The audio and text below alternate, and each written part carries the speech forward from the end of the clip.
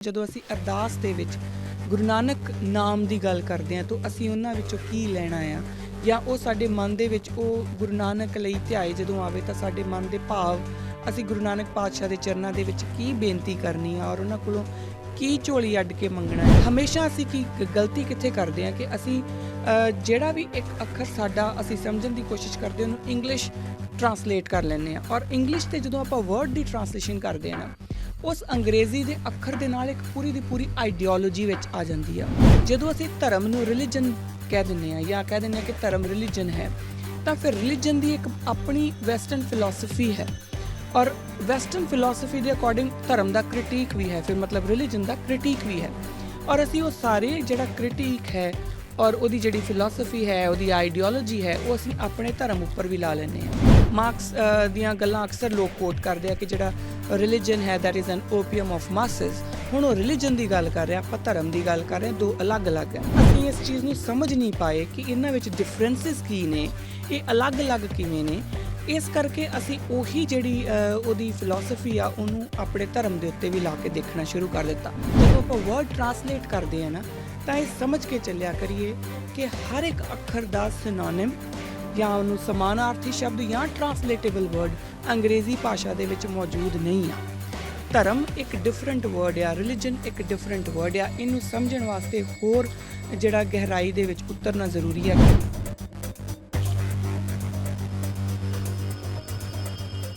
ਵਾਹਿਗੁਰੂ ਜੀ ਕਾ ਖਾਲਸਾ, ਵਾਹਿਗੁਰੂ ਜੀ ਕੀ ਫਤਿਹ। ਕਿਰਦਾਰੇ ਖਾਲਸਾ ਦੇ ਅੱਜ ਦੇ ਇਸ ਐਪੀਸੋਡ ਦੇ ਵਿੱਚ ਆਪ ਸਭ ਦਾ ਬਹੁਤ-ਬਹੁਤ ਸਵਾਗਤ ਹੈ ਜੀ। ਜਿਹੜੇ ਅਸੀਂ ਹੁਣ ਤੱਕ ਜਿਹੜੇ ਐਪੀਸੋਡ ਕਰ ਰਹੇ ਹਾਂ, ਖਾਸ ਤੌਰ 'ਤੇ ਜਿਹੜੇ ਪਿਛਲੇ 2-3 ਐਪੀਸੋਡਸ ਤੋਂ ਅਸੀਂ ਗੁਰੂ ਨਾਨਕ ਪਾਤਸ਼ਾਹ ਦੀ ਗੱਲ ਕਰ ਰਹੇ ਹਾਂ ਔਰ ਇਹ ਆਪਾਂ ਸ਼ੁਰੂ ਕੀਤਾ ਸੀਗਾ ਕਿ ਜਦੋਂ ਅਸੀਂ ਅਰਦਾਸ ਦੇ ਵਿੱਚ ਗੁਰੂ ਨਾਨਕ ਨਾਮ ਦੀ ਗੱਲ ਕਰਦੇ ਹਾਂ ਤਾਂ ਅਸੀਂ ਉਹਨਾਂ ਵਿੱਚੋਂ ਕੀ ਲੈਣਾ ਆ ਜਾਂ ਉਹ ਸਾਡੇ ਮਨ ਦੇ ਵਿੱਚ ਉਹ ਗੁਰੂ ਨਾਨਕ ਲਈ ਧਿਆਏ ਜਦੋਂ ਆਵੇ ਤਾਂ ਸਾਡੇ ਮਨ ਦੇ ਭਾਵ ਅਸੀਂ ਗੁਰੂ ਨਾਨਕ ਪਾਤਸ਼ਾਹ ਦੇ ਚਰਨਾਂ ਦੇ ਵਿੱਚ ਕੀ ਬੇਨਤੀ ਕਰਨੀ ਆ ਔਰ ਉਹਨਾਂ ਕੋਲੋਂ ਕੀ ਝੋਲੀ ਅੱਡ ਕੇ ਮੰਗਣਾ ਆ। ਅਸੀਂ ਉਹਦੇ ਬਾਰੇ ਆਪਾਂ ਗੱਲ ਕਰ ਰਹੇ ਸੀਗੇ। ਪਿਛਲੇ 2 ਐਪੀਸੋਡਸ ਦੇ ਵਿੱਚ ਅਸੀਂ ਗੁਰੂ ਨਾਨਕ ਪਾਤਸ਼ਾਹ ਦੀ ਅਧਿਆਤਮਿਕ ਅਤੇ ਜਿਹੜਾ ਧਾਰਮਿਕ ਪੱਖ ਤੋਂ ਜਿਹੜੇ ਉਹਨਾਂ ਨੇ ਸਾਨੂੰ ਉਪਦੇਸ਼ ਦਿੱਤੇ ਨੇ ਆਪਾਂ ਉਹਨਾਂ ਨੂੰ ਸਮਝਣ ਦੀ ਕੋਸ਼ਿਸ਼ ਕਰ ਰਹੇ ਸੀਗੇ। ਮੈਂ ਇਹ ਗੱਲ ਸ਼ਾਇਦ ਪਹਿਲੇ ਦਿਨ ਤੋਂ ਹੀ ਕਹਿੰਦੀ ਆ ਰਹੀ ਹਾਂ ਕਿ ਜਦੋਂ ਗੁਰੂ ਨਾਨਕ ਪਾਤਸ਼ਾਹ ਦੀ ਗੱਲ ਕਰਾਂਗੇ ਤਾਂ ਉਹਨਾਂ ਨੂੰ ਕਿਸੇ ਡੈਫੀਨੇਸ਼ਨ ਦੇ ਵਿੱਚ ਬੰਨ੍ਹਣਾ ਉਹ ਇੱਕ ਮੂਰਖਤਾ ਹੀ ਆ ਜਾਂ ਉਹ ਆਪਾਂ ਉਹਨਾਂ ਨੂੰ ਬਹੁਤ ਛੋਟਾ ਕਰਕੇ ਦੇਖਦੇ ਹਾਂ ਜਦੋਂ ਉਹਨਾਂ ਨੂੰ ਕਿਸੇ ਇੱਕ ਡੈਫੀਨੇਸ਼ਨ ਦੇ ਵਿੱਚ ਆਪਾਂ ਬੰਨ੍ਹਦੇ ਹਾਂ। ਇਸ ਕਰਕੇ ਗੁਰੂ ਨਾਨਕ ਪਾਤਸ਼ਾਹ ਦੇ ਜਦੋਂ ਵੀ ਆਪਾਂ ਗੁਰੂ ਨਾਨਕ ਦਾ ਨਾਮ ਲੈਣਾ ਹੈ ਤਾਂ ਗੁਰੂ ਨਾਨਕ ਪਾਤਸ਼ਾਹ ਨੂੰ ਸਾਨੂੰ ਕੰਪਲੀਟਨੈਸ ਜਾਂ ਟੋਟੈਲਿਟੀ ਦੇ ਵਿੱਚ ਦੇਖਣਾ ਪਊਗਾ। ਉਸ ਟੋਟੈਲਿਟੀ ਦੇ ਵਿੱਚ ਅਧਿਆਤਮ ਵੀ ਆਊਗਾ, ਧਰਮ ਵੀ ਆਊਗਾ, ਸਮਾਜ ਵੀ ਆਊਗਾ, ਆਰਥਿਕ ਵੀ ਆਊਗਾ, ਰਾਜਨੀਤਿਕ ਜਿਹੜਾ ਉਹ ਵੀ ਹੈ ਉਹਨਾਂ ਦੇ, ਕਿਉਂਕਿ ਉਹਨਾਂ ਨੇ ਸਾਨੂੰ ਹਰ ਇੱਕ ਤਰੀਕੇ ਨਾਲ ਇੱਕ ਹੋਲਿਸਟਿਕ ਡਿਵੈਲਪਮੈਂਟ ਕੀਤੀ ਆ। ਜਿਹੜਾ ਇੱਕ ਮਨੁੱਖ ਹੈ ਉਹਦੀ ਹੋਲਿਸਟਿਕ ਡਿਵੈਲਪਮੈਂਟ ਵੱਲ ਉਹਨਾਂ ਨੇ ਇਸ਼ਾਰੇ ਕੀਤੇ ਨੇ। ਹੁਣ ਆਪਾਂ ਇਸੇ ਜਿਹੜੇ ਐਪੀਸੋਡਸ ਨੂੰ ਅੱਗੇ ਚੱਲਦੇ ਹੋਏ ਅੱਜ ਦੀ ਜਿਹੜੀ ਆਪਾਂ ਗੱਲ ਆ ਉਹ ਇਸੇ ਪੈਰਾਮੀਟਰਸ ਉੱਪਰ ਅੱਗੇ ਤੋਰਾਂਗੇ। ਆਪਾਂ ਪਿਛਲੇ ਐਪੀਸੋਡ ਤੱਕ ਇਹ ਸਮਝਣ ਦੀ ਕੋਸ਼ਿਸ਼ ਕੀਤੀ ਸੀਗੀ ਕਿ ਧਰਮ ਅਤੇ ਅਧਿਆਤਮ ਦੇ ਵਿੱਚ ਫ਼ਰਕ ਕੀ ਹੈ ਔਰ ਇੱਕ ਦੂਸਰੇ ਨਾਲ ਫ਼ਰਕ ਹੁੰਦੇ ਹੋਏ ਵੀ ਇਹ ਇੱਕ ਦੂਜੇ ਨਾਲ ਜੁੜੇ ਹੋਏ ਕਿਵੇਂ ਨੇ। ਸੋ ਇਹ ਸਮਝਣ ਤੋਂ ਬਾਅਦ ਕਿ ਧਰਮ ਹੈ ਕੀ, ਵੈਸੇ ਇਸ ਉੱਪਰ ਮੈਂ ਪਿੱਛੇ 2 ਐਪੀਸੋਡ ਜਾਂ ਪਿਛਲੇ ਮੈਨੂੰ ਲੱਗਦਾ 3 ਐਪੀਸੋਡ ਹੀ ਕਰ ਚੁੱਕੀ ਹਾਂ ਕਿ ਧਰਮ ਹੈ ਕੀ ਔਰ ਇਹ ਡਿਫਰੈਂਟ ਕਿਵੇਂ ਆ, ਹੈ ਨਾ। ਬਟ ਸਟਿਲ ਮੈਂ ਇਹਨੂੰ ਇੱਕ ਵਾਰੀ ਰਿਫਰੈਸ਼ ਕਰਨ ਵਾਸਤੇ ਦੁਬਾਰਾ ਇੱਕ ਛੋਟਾ ਜਿਹਾ ਇਹਨੂੰ ਬੈਕਡਰੋਪ ਦੇ ਦਿੰਦੀ ਹਾਂ ਕਿ ਧਰਮ ਨੂੰ ਕਦੀ ਵੀ ਅਸੀਂ ਗਲਤੀ ਨਾਲ ਵੀ ਰਿਲੀਜਨ ਸਮਝਣ ਦੀ ਕੋਸ਼ਿਸ਼ ਨਹੀਂ ਕਰਨੀ। ਸਾਡੀ ਤਰਾਸਦੀ ਕੀ ਆ ਕਿ ਅਸੀਂ ਹਰ ਇੱਕ ਪੰਜਾਬੀ, ਗੁਰਮੁਖੀ ਜਾਂ ਸੰਸਕ੍ਰਿਤ ਜਾਂ ਹਿੰਦੀ ਦੇ ਜਿਹੜੇ ਅੱਖਰ ਆ ਉਹਨਾਂ ਨੂੰ ਅੰਗਰੇਜ਼ੀ ਪਰਿਭਾਸ਼ਾ ਦੇ ਨਾਲ ਸਮਝਣ ਦੀ ਕੋਸ਼ਿਸ਼ ਕਰਦੇ ਹਾਂ। ਹਮੇਸ਼ਾ ਅਸੀਂ ਕੀ ਗਲਤੀ ਕਿੱਥੇ ਕਰਦੇ ਹਾਂ ਕਿ ਅਸੀਂ ਜਿਹੜਾ ਵੀ ਇੱਕ ਅੱਖਰ ਸਾਡਾ ਅਸੀਂ ਸਮਝਣ ਦੀ ਕੋਸ਼ਿਸ਼ ਕਰਦੇ ਉਹਨੂੰ ਇੰਗਲਿਸ਼ ਟਰਾਂਸਲੇਟ ਕਰ ਲੈਂਦੇ ਹਾਂ ਔਰ ਇੰਗਲਿਸ਼ 'ਤੇ ਜਦੋਂ ਆਪਾਂ ਵਰਡ ਦੀ ਟਰਾਂਸਲੇਸ਼ਨ ਕਰਦੇ ਹਾਂ ਨਾ ਉਸ ਅੰਗਰੇਜ਼ੀ ਦੇ ਅੱਖਰ ਦੇ ਨਾਲ ਇੱਕ ਪੂਰੀ ਦੀ ਪੂਰੀ ਆਈਡੀਓਲੋਜੀ ਵਿੱਚ ਆ ਜਾਂਦੀ ਆ।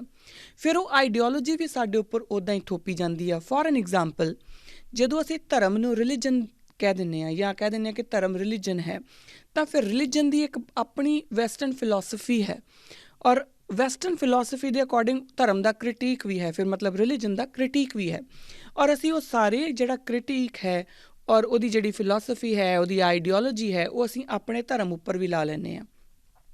ਮਾਰਕਸ ਦੀਆਂ ਗੱਲਾਂ ਅਕਸਰ ਲੋਕ ਕੋਟ ਕਰਦੇ ਆ ਕਿ ਜਿਹੜਾ ਰਿਲੀਜਨ ਹੈ that is an opium of masses. ਹੁਣ ਉਹ ਰਿਲੀਜਨ ਦੀ ਗੱਲ ਕਰ ਰਹੇ, ਆਪਾਂ ਧਰਮ ਦੀ ਗੱਲ ਕਰ ਰਹੇ, ਦੋ ਅਲੱਗ-ਅਲੱਗ ਹੈ।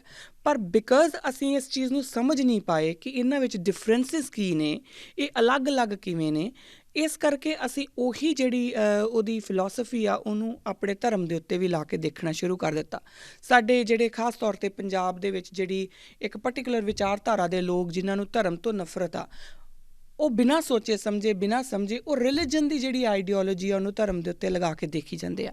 ਐਨੀ ਹਾਓ ਜਿਹੜੀ ਮੁੱਖ ਦੀ ਗੱਲ ਇੰਨੀ ਕਿਹਾ ਕਿ ਜਿਹੜਾ ਜਦੋਂ ਆਪਾਂ ਵਰਡ ਟਰਾਂਸਲੇਟ ਕਰਦੇ ਆ ਨਾ, ਤਾਂ ਇਹ ਸਮਝ ਕੇ ਚੱਲਿਆ ਕਰੀਏ ਕਿ ਹਰ ਇੱਕ ਅੱਖਰ ਦਾ ਸਿਨੋਨਿਮ ਜਾਂ ਉਹਨੂੰ ਸਮਾਨਾਰਥੀ ਸ਼ਬਦ ਜਾਂ ਟਰਾਂਸਲੇਟੇਬਲ ਵਰਡ ਅੰਗਰੇਜ਼ੀ ਭਾਸ਼ਾ ਦੇ ਵਿੱਚ ਮੌਜੂਦ ਨਹੀਂ ਆ। ਧਰਮ ਇੱਕ ਡਿਫਰੈਂਟ ਵਰਡ ਆ, ਰਿਲੀਜਨ ਇੱਕ ਡਿਫਰੈਂਟ ਵਰਡ ਆ। ਇਹਨੂੰ ਸਮਝਣ ਵਾਸਤੇ ਹੋਰ ਜਿਹੜਾ ਗਹਿਰਾਈ ਦੇ ਵਿੱਚ ਉਤਰਨਾ ਜ਼ਰੂਰੀ ਹੈ। ਖੈਰ ਜਿੰਨਾ ਕੁ ਸੁਪਰਫਿਸ਼ੀਅਲ ਲੈਵਲ ਦੇ ਉੱਪਰ ਹੋ ਸਕਦਾ ਸੀ ਪੋਸੀਬਲ, ਉਨੀ ਕੁ ਮੈਂ ਉਹਦੀ ਕੋਸ਼ਿਸ਼ ਕੀਤੀ ਸੀਗੀ ਦੇਣ ਦੀ, ਆਪਣੇ ਵੱਲੋਂ ਡੈਫੀਨੇਸ਼ਨਸ ਦੇਣ ਦੀ ਕੋਸ਼ਿਸ਼ ਕੀਤੀ ਸੀਗੀ। ਜ਼ਿਆਦਾ ਅਗਰ ਤੁਹਾਨੂੰ ਦੁਬਾਰਾ ਦੇਖਣਾ ਹੋਵੇ ਤਾਂ ਪੁਰਾਣੇ ਜਿਹੜੇ ਐਪੀਸੋਡ ਆ ਉਹ ਇੱਕ ਵਾਰੀ ਕੱਢ ਕੇ ਦੇਖ ਸਕਦੇ ਆ। ਇਸੇ ਤਰ੍ਹਾਂ ਨਾਲ ਜਿਹੜਾ ਅੱਖਰ ਆਉਂਦਾ ਅਗਲਾ ਅਧਿਆਤਮ। ਹੁਣ ਜਿਸ ਤਰੀਕੇ ਨਾਲ ਆਪਾਂ ਧਰਮ ਦੀ ਗੱਲ ਕਹਿੰਦੀ ਹਾਂ ਮੈਂ ਕਿ ਧਰਮ ਨੂੰ ਰਿਲੀਜਨ ਨਹੀਂ ਕਿਹਾ ਜਾ ਸਕਦਾ ਪ੍ਰੋਪਰਲੀ, ਕਿ ਪੂਰੀ ਤਰ੍ਹਾਂ ਨਾਲ ਰਿਲੀਜਨ ਦੀ ਡੈਫੀਨੇਸ਼ਨ ਧਰਮ ਦੇ ਉੱਤੇ ਫਿੱਟ ਨਹੀਂ ਹੁੰਦੀ, ਬਿਲਕੁਲ ਇਸੇ ਤਰੀਕੇ ਨਾਲ ਪੂਰੀ ਤਰ੍ਹਾਂ ਨਾਲ ਸਪਿਰਿਚੁਅਲਿਜ਼ਮ ਦੀ ਜਿਹੜੀ ਡੈਫੀਨੇਸ਼ਨ ਹੈ ਉਹ ਅਧਿਆਤਮ ਦੇ ਉੱਤੇ ਫਿੱਟ ਨਹੀਂ ਹੁੰਦੀ। ਸੋ ਇੱਕ ਤਾਂ ਇਹ ਗੱਲ ਆਪਾਂ ਸਮਝ ਕੇ ਚੱਲੀਏ। ਫਿਰ ਅਗਲੀ ਗੱਲ ਆਉਂਦੀ ਆ ਕਿ ਇਹਨਾਂ ਦੇ ਫ਼ਰਕ ਸਮਝ ਲਈਏ ਔਰ ਬਾਅਦ 'ਚ ਸਮਝ ਲਈਏ ਕਿ ਇਹ ਜੁੜਦੇ ਕਿਦੋਂ ਆ। ਹੁਣ ਸਾਨੂੰ ਜਿਹੜੀਆਂ ਵੈਸਟਰਨ ਡੈਫੀਨੇਸ਼ਨਸ ਆ ਉਹਨਾਂ ਨੂੰ ਪਿੱਛੇ ਛੱਡ ਕੇ ਜਦੋਂ ਅਸੀਂ ਗੁਰੂ ਨਾਨਕ ਪਾਤਸ਼ਾਹ ਦੇ ਚਰਨਾਂ ਨਾਲ ਲੱਗ ਕੇ ਉਹਨਾਂ ਦੀ ਜੀਵਨ ਸ਼ੈਲੀ, ਉਹਨਾਂ ਦੇ ਵਿਅਕਤਿਤਵ ਅਤੇ ਉਹਨਾਂ ਦੀ ਬਾਣੀ ਵਿੱਚੋਂ ਧਰਮ ਅਤੇ ਅਧਿਆਤਮ ਨੂੰ ਸਮਝਣ ਦੀ ਕੋਸ਼ਿਸ਼ ਕਰਾਂਗੇ ਨਾ, ਤਾਂ ਸਾਡੇ ਸਮਝ ਵਿੱਚ ਪੰਥ ਆਏਗਾ ਕਿ ਪੰਥ ਹੈ ਕੀ, ਉਹ ਕਿਹੜੇ ਪੰਥ ਦੀ ਗੱਲ ਕਰਦੇ ਆ। ਫਿਰ ਸਾਨੂੰ ਗੁਰੂ ਪਾਤਸ਼ਾਹ ਦੇ ਬੋਲ ਜਿਹੜੇ ਨੇ ਉਹ ਪੱਲੇ ਪੈਣਗੇ, ਗੁਰੂ ਸਤਿਗੁਰ ਦਾਤੇ ਪੰਥ ਬਤਾਇਆ, ਹਰ ਮਿਲਿਆ ਆਏ ਪ੍ਰਭ ਮੇਰੀ। ਉਹ ਕਿਹੜੇ ਪੰਥ ਦੀ ਗੱਲ ਕਰਦੇ ਨੇ। ਫਿਰ ਸਾਡੇ ਪੱਲੇ ਪਊਗਾ ਕਿ ਕਿਉਂ ਭਾਈ ਗੁਰਦਾਸ ਜਿਹੜੇ ਇਹਨੂੰ ਨਿਰਮਲ ਪੰਥ ਕਹਿੰਦੇ ਆ। ਫਿਰ ਜਦੋਂ ਤੱਕ ਆਪਾਂ ਇਹ ਨਖੇੜਾ ਨਹੀਂ ਕਰਦੇ ਕਿ ਰਿਲੀਜਨ, ਸਪਿਰਿਚੁਅਲਿਜ਼ਮ, ਧਰਮ ਅਤੇ ਅਧਿਆਤਮ ਅਲੱਗ-ਅਲੱਗ ਚੀਜ਼ਾਂ ਨੇ, ਉਦੋਂ ਤੱਕ ਸਾਡੇ ਪੱਲੇ ਨਹੀਂ ਪੈਣਾ। ਉਦੋਂ ਤੱਕ ਵੈਸਟਰਨ ਫਿਲੋਸਫੀ ਨੂੰ ਹੀ ਅਸੀਂ ਆਪਣੇ ਧਰਮ ਦੀ ਗੱਲ ਮੰਨੀ ਜਾਵਾਂਗੇ। ਹੁਣ ਜਦੋਂ ਫਿਰ ਉੱਥੇ ਹੀ ਆਉਣੀ ਆ ਕਿ ਜਦੋਂ ਅਸੀਂ ਪੰਥ ਸਮਝ ਗਏ ਨਾ, ਜਦੋਂ ਆਪਾਂ ਗੁਰੂ ਨਾਨਕ ਦੇ ਚਰਨੀ ਲੱਗ ਕੇ ਗੁਰੂ ਨਾਨਕ ਦੀ ਜੀਵਨ ਸ਼ੈਲੀ ਦੇ ਵਿੱਚੋਂ ਧਰਮ ਅਤੇ ਅਧਿਆਤਮ ਨੂੰ ਸਮਝ ਲਿਆ ਔਰ ਉਸ ਸਮਝ ਦੇ ਵਿੱਚੋਂ ਸਾਨੂੰ ਪੰਥ ਦੀ ਸਮਝ ਆ ਗਈ ਕਿ ਪੰਥ ਕੀ ਆ, ਕਿਹੜਾ ਪੰਥ ਗੁਰੂ ਸਤਿਗੁਰ ਸਾਨੂੰ ਦੱਸਦਾ ਆ, ਹੈ ਨਾ। ਗੁਰੂ ਸਤਿਗੁਰ ਦਾਤੇ ਪੰਥ ਬਤਾਇਆ, ਉਹ ਕਿਹੜਾ ਪੰਥ ਬਤਾਉਂਦੇ ਆ। ਉਦੋਂ ਫਿਰ ਅੱਗੇ ਸਾਡਾ ਜਿਹੜੀ ਆਪਾਂ ਉਹਦੇ ਧਾਰਮਿਕ ਰੂਲਸ ਨੂੰ ਫੋਲੋ ਕਰਨਾ ਸ਼ੁਰੂ ਕਰ ਦੇਵਾਂਗੇ। ਫਿਰ ਸਾਨੂੰ ਸਮਝ ਲਊਗੀ ਕਿ ਇੱਕ ਐਸਾ ਪੰਥ ਜਿਹਦੇ ਧਾਰਮਿਕ ਰੂਲ ਹੀ ਗੁਰੂ ਨਾਨਕ ਨੇ ਇਸ ਤਰੀਕੇ ਨਾਲ ਫਾਰਮੂਲੇਟ ਕੀਤੇ ਕਿ ਉਹਨਾਂ ਉੱਤੇ ਚੱਲਦੇ ਹੋਏ ਜਿਹੜੀ ਸਾਡੀ ਬੋਡੀ ਆ, ਜਿਹੜਾ ਇਹ ਸਰੀਰ ਆ, ਕਰਮ ਭੂਮੀ ਜਿਹਨੂੰ ਆਪਾਂ ਕਹਿ ਸਕਦੇ ਹਾਂ, ਇਸ ਸਰੀਰ ਰੂਪੀ ਕਰਮ ਭੂਮੀ ਨੂੰ ਅਸੀਂ ਅਧਿਆਤਮ ਦੇ ਲਈ ਤਿਆਰ ਕਰ ਸਕਦੇ ਹਾਂ। ਉਸ ਅਧਿਆਤਮਿਕ ਸਫ਼ਰ ਦੇ ਲਈ ਆਪਾਂ ਉਹਨੂੰ ਤਿਆਰ ਕਰ ਸਕਦੇ ਹਾਂ। ਔਰ ਉਸ ਅਧਿਆਤਮਿਕ ਸਫ਼ਰ ਦੇ ਉੱਤੇ ਚੱਲਦੇ ਹੋਏ ਜਿਹੜਾ ਮਨ ਹੈ, ਪਹਿਲਾਂ ਤਾਂ ਉਹ ਧਾਰਮਿਕ ਰੂਲਸ ਦੇ ਉੱਤੇ ਚੱਲਦੇ ਹੋਏ ਜਿਹੜਾ ਮਨ ਹੈ ਉਹ ਆਪਣਾ ਮੂਲ ਜਿਹੜਾ ਉਹ ਪਛਾਣਨਾ ਸ਼ੁਰੂ ਕਰ ਦਿੰਦਾ, ਕਿਉਂਕਿ ਧਾਰਮਿਕ ਰੂਲ ਜਿਹੜੇ ਗੁਰੂ ਨਾਨਕ ਨੇ ਸਾਨੂੰ ਫਾਰਮੂਲੇਟ ਕਰਕੇ ਦਿੱਤੇ ਆ, ਉਹ ਉਹਨਾਂ ਨੇ ਦਿੱਤੇ ਹੀ ਇਸ ਤਰੀਕੇ ਨਾਲ ਕਿ ਸਾਨੂੰ, ਔਰ ਉਹ ਇਕੱਲੇ ਧਾਰਮਿਕ ਦਾ ਫਿਰ ਉੱਥੇ ਹੀ ਗੱਲ ਆ ਜਾਂਦੀ ਹੈ ਕਿ ਧਾਰਮਿਕ ਦਾ ਮਤਲਬ ਕਿਸੇ ਥੀਓਲੋਜੀ ਤੋਂ ਨਹੀਂ ਹੈ, ਸਿਰਫ ਥੀਓਲੋਜੀ ਤੋਂ ਨਹੀਂ ਹੈ। ਗੁਰੂ ਨਾਨਕ ਜਦੋਂ ਸਾਨੂੰ ਧਰਮ ਦੇ ਰੂਲ ਦੱਸਦੇ ਨੇ ਤਾਂ ਉਹ ਸਾਨੂੰ ਸਮਾਜਿਕ ਔਰ ਆਰਥਿਕ ਔਰ ਉਹਦੇ ਵਿੱਚ ਰਾਜਨੀਤਿਕ ਹਰ ਇੱਕ ਪੱਖ ਤੋਂ ਸਾਨੂੰ ਸਾਡਾ ਧਰਮ ਦੱਸਦੇ ਨੇ ਕਿ ਤੁਹਾਡਾ ਕਰਮ ਜਿਹੜਾ ਉਹ ਧਰਮ ਕਿੱਦਾਂ ਬਣਨਾ ਚਾਹੀਦਾ ਹੈ, ਉਹ ਦੱਸਦੇ ਨੇ। ਔਰ ਉਹਨਾਂ ਉੱਤੇ ਚੱਲਦੇ ਹੋਏ ਜਿਹੜਾ ਸਾਡਾ ਮਨ ਹੈ ਉਹ ਆਪਣਾ ਸਰੂਪ ਪਛਾਣਦਾ ਜਾਊਗਾ, ਕਿਉਂਕਿ ਅਸੀਂ ਨਿਰਭਉ ਨਿਰਵੈਰ ਵੱਲ ਵੱਧਦੇ ਜਾਵਾਂਗੇ। ਫਿਰ ਜਾ ਕੇ ਉਹ ਗੱਲ ਆਊਗੀ, ਮਨ ਤੂੰ ਜੋਤ ਸਰੂਪ ਹੈ ਆਪਣਾ ਮੂਲ ਪਹਿਚਾਣ। ਉਹ ਜਦੋਂ ਆਪਣਾ ਮੂਲ ਪਛਾਣ ਲਊਗਾ ਮਨ, ਉਦੋਂ ਅਧਿਆਤਮਿਕਤਾ ਵਾਸਤੇ ਤਿਆਰ ਹੋ ਜਾਊਗਾ। ਹੁਣ ਅਧਿਆਤਮਿਕ ਰਸਤੇ ਦੇ ਚੱਲਣ ਦੇ ਯੋਗ ਜਦੋਂ ਹੋ ਗਿਆ, ਉਦੋਂ ਫਿਰ ਉਹ ਅਧਿਆਤਮਿਕ ਰਸਤਾ ਹੀ ਐਸਾ ਹੈ ਜੋ ਮਨ ਨੂੰ ਅਗਲੇ ਪੜਾਅ ਵਾਸਤੇ ਤਿਆਰ ਕਰੂਗਾ। ਅਗਲਾ ਪੜਾਅ ਕਿਹੜਾ? ਸ਼ਬਦ ਨੂੰ ਸਮਝਣਾ, ਸ਼ਬਦ ਨੂੰ ਆਪਣੇ ਅੰਦਰ ਵਸਾਉਣਾ, ਸ਼ਬਦ ਨੂੰ ਨਾਲ ਲੈ ਕੇ ਚੱਲਣਾ ਔਰ ਸ਼ਬਦ ਵਿੱਚ ਹੀ ਲੀਨ ਹੋ ਜਾਣਾ, ਜਿਹਨੂੰ ਗੁਰੂ ਪਾਤਸ਼ਾਹ ਹਰ ਇੱਕ ਸਿੱਖ ਨੂੰ ਹੁਕਮ ਕਰਦੇ ਨੇ, ਸਤਿਗੁਰ ਕੀ ਬਾਣੀ ਸਤ ਸਰੂਪ ਹੈ ਗੁਰਬਾਣੀ ਬਣੀਏ। ਹੁਣ ਉਹ ਗੁਰਬਾਣੀ ਬਣਨ ਦਾ ਜਿਹੜੀ ਵਿਧ ਹੈ ਉਹ ਇੱਥੋਂ ਸ਼ੁਰੂ ਹੋਣੀ ਆ। ਪਹਿਲਾਂ ਅਸੀਂ ਧਰਮ ਦੇ ਉੱਤੇ ਚੱਲਾਂਗੇ, ਯਾਨੀ ਕਿ ਗੁਰੂ ਨਾਨਕ ਪਾਤਸ਼ਾਹ ਦੇ ਦਿੱਤੇ ਹੋਏ ਨਿਯਮਾਂ ਦੇ ਉੱਤੇ ਚੱਲਾਂਗੇ। ਉਸ ਤੋਂ ਬਾਅਦ ਸਾਡਾ ਮਨ ਆਪਣੇ ਆਪ ਸ਼ੁੱਧ ਹੁੰਦਾ ਹੋਇਆ ਆਪਣਾ ਸਰੂਪ ਪਹਿਚਾਣੂਗਾ। ਫਿਰ ਉਹ ਸਾਨੂੰ ਅਧਿਆਤਮਿਕ ਰਸਤੇ ਦੇ ਉੱਤੇ ਤੁਰੂਗਾ, ਔਰ ਅਧਿਆਤਮਿਕ ਰਸਤੇ ਦੇ ਉੱਤੇ ਤੁਰਦੇ ਹੋਏ ਸਾਡੀ ਜਿਹੜੀ ਆਤਮਾ ਹੈ ਉਹ ਅੰਦਰੋਂ ਖਿਲ ਕੇ ਉਹ ਗੁਰਬਾਣੀ ਆਪਣੇ ਆਪ ਬਣ ਜੂਗੀ। ਜਦੋਂ ਤੁਸੀਂ ਗੁਰਬਾਣੀ ਬਣ ਜਾਂਦੇ ਆ, ਜਦੋਂ ਉਸ ਰਸਤੇ ਨੂੰ ਆਪਾਂ ਤੈਅ ਕਰ ਲੈਂਦੇ ਹਾਂ ਗੁਰਬਾਣੀ ਬਣਨ ਤੱਕ, ਉਦੋਂ ਫਿਰ ਜਦੋਂ ਬੰਦ ਕੱਟੇ ਜਾਂਦੇ ਆ ਤਾਂ ਫਿਰ ਹੌਕਾ ਨਹੀਂ ਨਿਕਲਦਾ। ਹੁਣ ਇੱਕ ਬੰਦਾ ਜਿਹੜਾ ਧਰਮ ਦੇ ਉੱਤੇ ਵੀ ਪੂਰੀ ਤਰ੍ਹਾਂ ਨਹੀਂ ਚੱਲ ਰਿਹਾ, ਮੇਰੇ ਵਰਗਾ, ਤਾਂ ਉਹਨੂੰ ਇਹ ਗੱਲ ਬੜੀ ਅਜੀਬ ਲੱਗ ਸਕਦੀ ਆ ਕਿ ਬਿਨਾਂ ਸਿਰ ਦੇ ਕੋਈ ਬਾਬਾ ਕਿੱਦਾਂ ਲੜ ਸਕਦਾ ਆ, ਕਿਸੇ ਇੱਕ ਦੇ ਬੰਦ ਕਿਵੇਂ ਕੱਟੇ ਜਾ ਸਕਦੇ ਆ, ਕਿਸੇ ਨੂੰ ਦੇਗਾਂ ਦੇ ਵਿੱਚ ਕਿੱਦਾਂ ਉਬਾਲਿਆ ਜਾ ਸਕਦਾ, ਕਿਸੇ ਨੂੰ ਚਰਖੜੀਆਂ 'ਤੇ ਕਿੱਦਾਂ ਚੜ੍ਹਾਇਆ ਜਾ ਸਕਦਾ। ਇਹ ਕਿਵੇਂ ਹੋ ਸਕਦਾ ਕਿ ਕੁਛ ਮਾਵਾਂ ਜਿਹੜੀਆਂ ਉਹ ਬੱਚਿਆਂ ਦੇ ਟੋਟਿਆਂ ਦੇ ਹਾਰ ਆਪਣੇ ਗਲਾਂ 'ਚ ਪਵਾ ਲੈਣ ਅਤੇ ਸੀ ਨਾ ਕਰਨ, ਕਿਉਂਕਿ ਉਹ ਲੋਕ ਗੁਰਬਾਣੀ ਹੋ ਚੁੱਕੇ ਸੀ, ਉਹ ਗੁਰਬਾਣੀ ਬਣ ਗਏ ਸੀ। ਹੁਣ ਇਹ ਜਿਹੜਾ ਇੱਕ ਡਿਫਰੈਂਸ ਹੈਗਾ, ਇੱਕ ਲੈਵਲ ਦਾ ਡਿਫਰੈਂਸ ਆ, ਇਹ ਜਦ ਤੱਕ ਉਹ ਲੈਵਲ ਸਮਝਿਆ ਨਹੀਂ ਜਾਂਦਾ ਤਦ ਤੱਕ ਉਸਨੂੰ ਇਸ ਪੂਰੇ ਜਿਹੜਾ ਵਰਤਾਰਾ ਉਹਨੂੰ ਸਮਝਣਾ ਔਖਾ ਆ।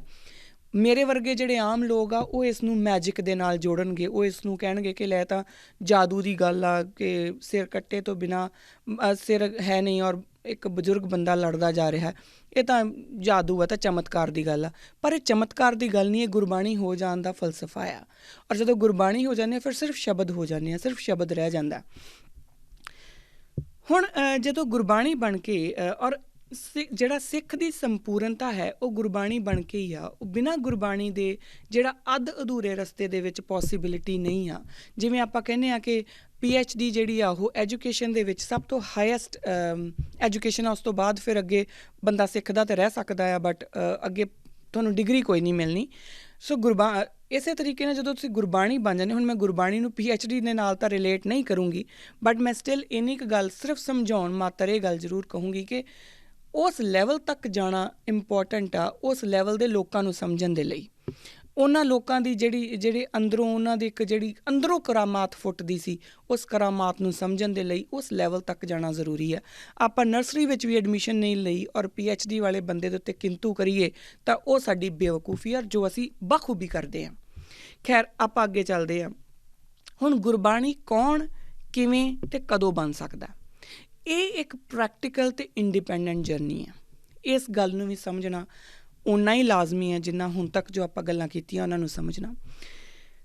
ਜਿਹੜੀ ਇੰਡੀਵਿਜੂਅਲ ਪ੍ਰੈਕਟੀਕਲ ਜਰਨੀ ਦਾ ਮਤਲਬ ਕੀ ਆ? ਇੱਕ ਤਾਂ ਪ੍ਰੈਕਟੀਕਲ ਉਹ ਇਸ ਕਰਕੇ ਆ ਕਿ ਜਦੋਂ ਤੱਕ ਅਸੀਂ ਗੁਰੂ ਨਾਨਕ ਪਾਤਸ਼ਾਹ ਵੱਲੋਂ ਦਿੱਤੇ ਹੋਏ ਜਿਹੜੇ ਧਾਰਮਿਕ ਸਾਨੂੰ ਰੂਲਸ ਆ, ਆਪਾਂ ਉਹਨਾਂ ਨੂੰ ਫੋਲੋ ਨਹੀਂ ਕਰਦੇ, ਸਾਡੇ ਅੰਦਰ ਸਾਡਾ ਜਿਹੜਾ ਸਰੀਰ ਆ ਉਹ ਉਸ ਅਧਿਆਤਮ ਦੇ ਵਾਸਤੇ ਤਿਆਰ ਹੀ ਨਹੀਂ ਹੋਣਾ ਜਿਸ ਦੇ ਉੱਪਰ ਚੱਲਦੇ ਹੋਏ ਅਸੀਂ ਗੁਰਬਾਣੀ ਨੂੰ ਪਾਉਣਾ ਆ, ਗੁਰਬਾਣੀ ਬਣਨਾ ਆ, ਉਹਦੇ ਵਾਸਤੇ ਤਿਆਰ ਹੀ ਨਹੀਂ ਹੋਣਾ। ਸੋ ਇੱਕ ਤਾਂ ਇਹ ਪ੍ਰੈਕਟੀਕਲ ਜਰਨੀ ਆ। ਬਾਕੀ ਸਾਰੀਆਂ ਗੱਲਾਂ ਜੋ ਮੈਂ ਕਰੀ ਜਾਂਦੀ ਹਾਂ ਜਾਂ ਤੁਸੀਂ ਸੁਣੀ ਜਾਂਦੇ ਆ, ਉਹ ਸਭ ਗੱਲਾਂ ਆ। ਉਹਨਾਂ ਦੇ ਵਿੱਚ ਗੁਰਬਾਣੀ ਬਣਨ ਤੱਕ ਦਾ ਸਿਰਫ ਇੱਕ ਵਿਚਾਰ ਵਟਾਂਦਰਾ ਤਾਂ ਹੈ, ਪਰ ਜਿਹੜਾ ਮਾਰਗ ਹੈ ਉਹ ਖੁੱਲ੍ਹਣਾ ਪ੍ਰੈਕਟੀਕੈਲਿਟੀ ਦੇ ਨਾਲ।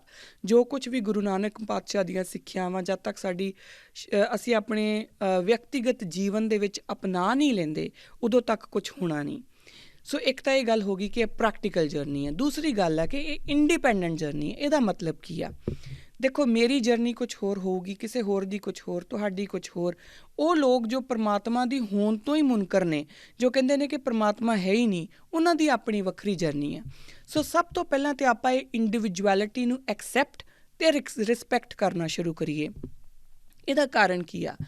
ਜਦੋਂ ਅਸੀਂ ਰਿਸਪੈਕਟ ਨਹੀਂ ਕਰਦੇ, ਜਦੋਂ ਅਸੀਂ ਇਹ ਕਹਿੰਦੇ ਹਾਂ ਨਾ ਕਿ ਮੈਂ ਇਹ ਮੰਨਦਾ ਹਾਂ ਅਤੇ ਤੂੰ ਵੀ ਇਹ ਮੰਨ, ਤਾਂ ਉੱਥੇ ਆਪਾਂ ਆਪਣੇ ਰਸਤੇ ਜਿਹੜੇ ਨਾ ਉਹ ਰੋਕ ਦਿੰਦੇ ਹਾਂ, ਆਪਾਂ ਬਲੋਕ ਕਰ ਦਿੰਦੇ ਹਾਂ। ਇਹ ਮੰਨ ਲਈਏ ਕਿ ਹਰ ਇੱਕ ਦੀ ਜਿਹੜੀ ਜਰਨੀ ਆ ਉਹ ਡਿਫਰੈਂਟ ਆ, ਔਰ ਗੁਰੂ ਪਾਤਸ਼ਾਹ ਦੀ ਮਿਹਰ ਦੇ ਨਾਲ ਹੀ ਇਹ ਰਸਤੇ ਖੁੱਲ੍ਹਣੇ ਆ। ਹੁਣ ਕਿਸੇ ਦੇ ਉੱਤੇ ਇਹ ਮਿਹਰ ਛੇਤੀ ਹੋ ਸਕਦੀ ਆ, ਕਿਸੇ ਉੱਤੇ ਲੇਟ ਹੋ ਸਕਦੀ ਆ, ਜਾਂ ਹੋ ਸਕਦਾ ਕਿਸੇ ਉੱਤੇ ਹੋਵੇ ਹੀ ਨਾ। ਅਤੇ ਇਸ ਕਰਕੇ ਆਪਣੇ ਆਪ ਨਾਲੋਂ ਮਤਲਬ ਇਸ ਪ੍ਰੈਕਟੀਕਲ ਜਰਨੀ ਵਾਸਤੇ ਸਿਰਫ ਆਪਣੇ ਆਪ ਨੂੰ ਹੀ ਤਿਆਰ ਕੀਤਾ ਜਾ ਸਕਦਾ, ਆਪਣੇ ਬੱਚਿਆਂ ਨੂੰ ਵੀ ਤਿਆਰ ਨਹੀਂ ਕੀਤਾ ਜਾ ਸਕਦਾ। ਇਹਦੀ ਜਿਹੜੀ ਬੈਸਟ ਐਗਜ਼ਾਮਪਲ ਆ ਉਹ ਗੁਰੂ ਨਾਨਕ ਪਾਤਸ਼ਾਹ ਆਪਣੀ ਲਾਈਫ ਦੇ ਵਿੱਚ ਹੀ ਦੇ ਦਿੰਦੇ ਨੇ, ਆਪਣੇ ਦੋਵਾਂ ਪੁੱਤਰਾਂ ਦੇ ਰੂਪ ਦੇ ਵਿੱਚ। ਹੁਣ ਗੁਰੂ ਨਾਨਕ ਪਾਤਸ਼ਾਹ ਦੀ ਅੰਸ਼ ਹੋਣ ਦੇ ਬਾਵਜੂਦ ਵੀ, ਗੁਰੂ ਨਾਨਕ ਪਾਤਸ਼ਾਹ ਦੀ ਜਿਹੜੀ ਰੱਬੀ ਰੂਹਾਨੀਅਤ ਉਹਨਾਂ ਦੇ ਵਿੱਚ ਹੈ, ਉਹਦਾ ਇੱਕ ਅੰਸ਼ ਹੋਣ ਦੇ ਬਾਵਜੂਦ ਵੀ ਉਹ ਗੁਰੂ ਨਾਨਕ ਪਾਤਸ਼ਾਹ ਨੂੰ ਪੂਰੀ ਤਰ੍ਹਾਂ ਨਾਲ ਸਮਝ ਨਹੀਂ ਪਾਉਂਦੇ। ਇਹ ਸਿਰਫ ਇੱਕ ਸੰਕੇਤ ਮਾਤਰ ਸਾਡੇ ਵਾਸਤੇ ਹੈ ਕਿ ਜ਼ਰੂਰੀ ਨਹੀਂ ਕਿ ਤੁਸੀਂ ਆਪਣੇ ਆਸ-ਪਾਸ ਹਰ ਕਿਸੇ ਨੂੰ ਉਸੇ ਜਰਨੀ ਦੇ ਉੱਤੇ ਤੋਰ ਲਓਗੇ। ਸੋ ਇਸ ਕਰਕੇ ਆਪਣੇ ਰਸਤੇ ਉੱਤੇ ਆਪਾਂ ਚੱਲਦੇ ਰਹੀਏ। ਬਾਕੀ ਇੰਡੀਵਿਜੁਅਲਿਟੀ ਆ ਹਰ ਕਿਸੇ ਦੀ, ਉਹਨੂੰ ਐਕਸੈਪਟ ਕਰਦੇ ਜਾਓ, ਉਹਨੂੰ ਰਿਸਪੈਕਟ ਕਰਦੇ ਜਾਓ। ਹਾਂ, ਜੇਕਰ ਤੁਹਾਡੀ ਇੰਡੀਵਿਜੁਅਲਿਟੀ ਨੂੰ ਕੋਈ ਐਕਸੈਪਟ ਐਂਡ ਰਿਸਪੈਕਟ ਨਹੀਂ ਕਰਦਾ ਤਾਂ ਆਪਣੇ ਜਵਾਬ ਤਿਆਰ ਰੱਖੋ। ਸੋ ਇੱਕ ਤਾਂ ਇਹ ਗੱਲ ਸਮਝ ਲਈਏ। ਦੂਸਰੀ ਗੱਲ ਜਿਹੜੀ ਹੈ, ਸਿਰਫ ਗੁਰੂ ਗ੍ਰੰਥ ਸਾਹਿਬ ਨੂੰ ਜਿਹੜਾ ਮੱਥਾ ਟੇਕ ਲੈਣਾ, ਜਦੋਂ ਆਪਾਂ ਪ੍ਰੈਕਟੀਕੈਲਿਟੀ ਦੀ ਗੱਲ ਕਰਦੇ ਹਾਂ, ਆਪਾਂ ਗੁਰੂ ਗ੍ਰੰਥ ਸਾਹਿਬ ਨੂੰ ਮੱਥਾ ਟੇਕ ਲਿਆ। ਆਪਾਂ ਇਹ ਸ਼ੁਰੂ ਤੋਂ ਵੀ ਗੱਲ ਕੀਤੀ ਸੀਗੀ ਕਿ ਬਹੁਤ ਸਾਰੇ ਅਸੀਂ ਐਸੇ ਲੋਕ ਹਾਂ ਕਿ ਜਿਹੜੇ ਜਾਂਦੇ ਹਾਂ ਗੁਰਦੁਆਰਾ ਸਾਹਿਬ, ਸਾਨੂੰ ਪਤਾ ਹੁੰਦਾ ਕਿ ਅਸੀਂ ਬਸ ਗੁਰੂ ਗ੍ਰੰਥ ਸਾਹਿਬ ਮਹਾਰਾਜ ਅੱਗੇ ਮੱਥਾ ਟੇਕਿਆ, ਲੰਗਰ ਛਕਿਆ, ਗੱਲਾਂ ਬਾਤਾਂ ਮਾਰੀਆਂ ਔਰ ਘਰ ਆ ਗਏ, ਬਸ ਇੰਨਾ ਕਿ ਇੱਥੋਂ ਤੱਕ ਆਪਾਂ ਆਪਣੇ ਆਪ ਨੂੰ ਸੀਮਿਤ ਕੀਤਾ ਹੋਇਆ। ਸਿਰਫ ਗੁਰੂ ਗ੍ਰੰਥ ਸਾਹਿਬ ਨੂੰ ਮੱਥਾ ਟੇਕ ਲਿਆ, ਉਹ ਤੁਸੀਂ ਇੱਕ ਕਰਮਕਾਂਡ ਦੇ ਵਿੱਚ ਪੈ ਗਏ। ਕਿਉਂ? ਕਿਉਂਕਿ ਗੁਰੂ ਗ੍ਰੰਥ ਸਾਹਿਬ ਨੂੰ ਨਾ ਮੱਥਾ ਟੇਕਣ ਦਾ ਮਤਲਬ ਇਹ ਹੈ ਕਿ ਆਪਣੇ ਆਪ ਨੂੰ ਸਰੈਂਡਰ ਕਰ ਦੇਣਾ ਔਰ ਉਸ ਬਾਣੀ ਨੂੰ ਸਰੈਂਡਰ ਕਰਨਾ ਸੀਗਾ। ਔਰ ਉਸ ਬਾਣੀ ਨੂੰ ਸਰੈਂਡਰ ਕਰਨ ਦਾ ਮਤਲਬ ਹੈ ਕਿ ਉਸ ਦਾ ਕੱਲਾ ਕੱਲਾ ਸ਼ਬਦ, ਉਸ ਦਾ ਕੱਲਾ ਕੱਲਾ ਅੱਖਰ ਸਾਡੇ ਅੰਦਰ ਵਸਣਾ ਚਾਹੀਦਾ ਸੀ। ਪਰ ਅਸੀਂ ਉਹ ਸੁਣਨਾ ਹੀ ਬੰਦ ਕਰ ਦਿੱਤਾ ਸੀ। ਆਪਣੇ ਅੰਦਰ ਸ਼ਬਦ ਜਾਂ ਅੱਖਰ ਤੱਕ ਹੀ ਵਸਾਉਣੇ ਸੀਗੇ, ਅਸੀਂ ਉਹ ਬਾਣੀ ਸੁਣਨੀ ਹੀ ਬੰਦ ਕਰ ਦਿੱਤੀ। ਮੈਂ ਬਹੁਤ ਵਾਰ ਇਹ ਗੱਲ ਕਰ ਚੁੱਕੀ ਹਾਂ ਕਿ ਅਕਸਰ ਅਸੀਂ ਆਪਣੇ ਘਰਾਂ ਦੇ ਵਿੱਚ ਅਖੰਡ ਪਾਠ ਕਰਵਾਉਂਦੇ ਹਾਂ, ਜਾਂ ਅੱਜ ਕੱਲ੍ਹ ਤਾਂ ਇੱਕ ਹੋਰ ਰੀਤ ਆ ਕਿ ਗੁਰਦੁਆਰਾ ਸਾਹਿਬ ਫੋਨ ਕਰ ਦਿੰਦੇ ਕਿ ਜੀ ਮੇਰਾ ਅਖੰਡ ਪਾਠ ਨਾ ਬੁੱਕ ਕਰ ਦਿਓ, ਅਤੇ ਉਸ ਤੋਂ ਬਾਅਦ ਆਪਾਂ ਉੱਥੇ ਪਹੁੰਚਣ ਦੀ ਵੀ ਖੇਚਲ ਨਹੀਂ ਕਰਦੇ, ਉੱਦਣ ਪਹੁੰਚਦੇ ਜਿਸ ਦਿਨ ਭੋਗ ਪੈਂਦਾ ਆ। ਸੋ ਇਹੋ ਜਿਹੀਆਂ ਗੱਲਾਂ ਜਿਹੜੀਆਂ ਨਾ, ਔਰ ਫਿਰ ਅਸੀਂ ਸੋਚਦੇ ਕਿ ਉਹ ਅਖੰਡ ਪਾਠ ਮੈਂ ਕਰਾਇਆ। ਤੁਸੀਂ ਨਹੀਂ ਕਰਾਇਆ। ਜਿਸ ਪਾਠੀ ਸਿੰਘ ਨੇ ਉਸ ਬਾਣੀ ਨੂੰ ਪੜ੍ਹਿਆ ਉਹ ਉਹਦਾ ਪਾਠ ਹੈ, ਆਪਣਾ ਪਾਠ ਹਜੇ ਉਹ ਨਹੀਂ ਹੋਇਆ, ਕਿਉਂਕਿ ਆਪਾਂ ਤਾਂ ਆਪ ਕਰਨਾ ਸੀ ਨਾ, ਆਪਾਂ ਤਾਂ ਆਪ ਬਾਣੀ ਪੜ੍ਹਨੀ ਸੀਗੀ। ਖੈਰ, ਇਸੇ ਤਰੀਕੇ ਨਾਲ ਸਿਰਫ ਬਾਣੇ ਦੇ ਧਾਰਨੀ ਹੋ ਜਾਣਾ, ਬਾਣੀ ਦੇ ਧਾਰਨੀ ਨਾ ਹੋਣਾ, ਜਾਂ ਸਿਰਫ ਬਾਣੀ ਦੇ ਧਾਰਨੀ ਹੋ ਜਾਣਾ, ਬਾਣੇ ਦੇ ਨਾ ਹੋਣਾ। ਖੈਰ, ਇਹਦੇ ਵਿੱਚ ਥੋੜ੍ਹੀ ਜਿਹੀ ਇੱਕ ਗੱਲ ਹੋਰ ਆ ਕਿ ਜੋ ਬੰਦਾ ਬਾਣੀ ਦਾ ਧਾਰਨੀ ਹੋ ਗਿਆ ਨਾ, ਉਹ ਬਾਣੇ ਦਾ ਧਾਰਨੀ ਆਪਣੇ ਆਪ ਹੋ ਜਾਊਗਾ। ਹਾਂ, ਬਾਣੇ ਦੇ ਧਾਰਨੀ ਹੋਣ ਤੋਂ ਬਾਵਜੂਦ ਵੀ ਕੁਛ ਲੋਕ ਬਾਣੀ ਤੋਂ ਮੁਨਕਰ ਹੋ ਸਕਦੇ ਆ। ਇਹਨੂੰ ਸਮਝਣ ਵਾਸਤੇ ਮੈਂ ਇੱਕ ਛੋਟਾ ਜਿਹੀ ਐਗਜ਼ਾਮਪਲ ਦਿੰਦੀ ਹਾਂ। ਜਿੱਦਾਂ ਪਲਾਸਟਿਕ ਦੇ ਫੁੱਲ ਹੁੰਦੇ ਆ ਨਾ, ਪਲਾਸਟਿਕ ਦੇ ਫੁੱਲਾਂ ਦੇ ਵਿੱਚ ਜੋ ਦਿਖਣ ਵਾਂਗੂ ਬਿਲਕੁਲ ਫੁੱਲ ਲੱਗਦੇ ਆ, ਬਾਹਰੋਂ ਬਿਲਕੁਲ ਫੁੱਲ ਲੱਗਦੇ ਆ, ਪਰ ਉਹਨਾਂ ਦੇ ਵਿੱਚੋਂ ਖੁਸ਼ਬੂ ਕਦੀ ਨਹੀਂ ਆਉਂਦੀ, ਕਿਉਂਕਿ ਉਹ ਅੰਦਰੋਂ ਪ੍ਰਫੁੱਲਿਤ ਨਹੀਂ ਹੋਈ। ਹੁਣ ਜਦੋਂ ਜਿਹੜਾ ਕੋਈ ਫੁੱਲ, ਜਿਹੜੀ ਕੋਈ ਬੱਡ ਆਪ ਖਿਲਦੀ ਆ, ਜੋ ਅੰਦਰੋਂ ਖਿਲਣਾ ਸ਼ੁਰੂ ਹੁੰਦੀ ਆ, ਆਤਮਿਕ ਲੈਵਲ ਦੇ ਉੱਤੋਂ ਖਿਲਣੀ ਸ਼ੁਰੂ ਹੁੰਦੀ ਆ, ਉਹਦੇ ਵਿੱਚ ਜਿਹੜੀ ਉਹ ਖੁਸ਼ਬੂ ਹੈ ਉਹ ਆਪਣੇ ਆਪ ਹੀ ਪ੍ਰਫੁੱਲਿਤ ਹੋਣੀ ਸ਼ੁਰੂ ਹੋ ਜਾਂਦੀ ਆ, ਔਰ ਉਹਨੇ ਖਿਲਣਾ ਹੀ ਖਿਲਣਾ। ਜਦੋਂ ਖੁਸ਼ਬੂ ਆ ਗਈ ਤਾਂ ਉਹਨੇ ਖਿਲਣਾ ਹੀ ਖਿਲਣਾ।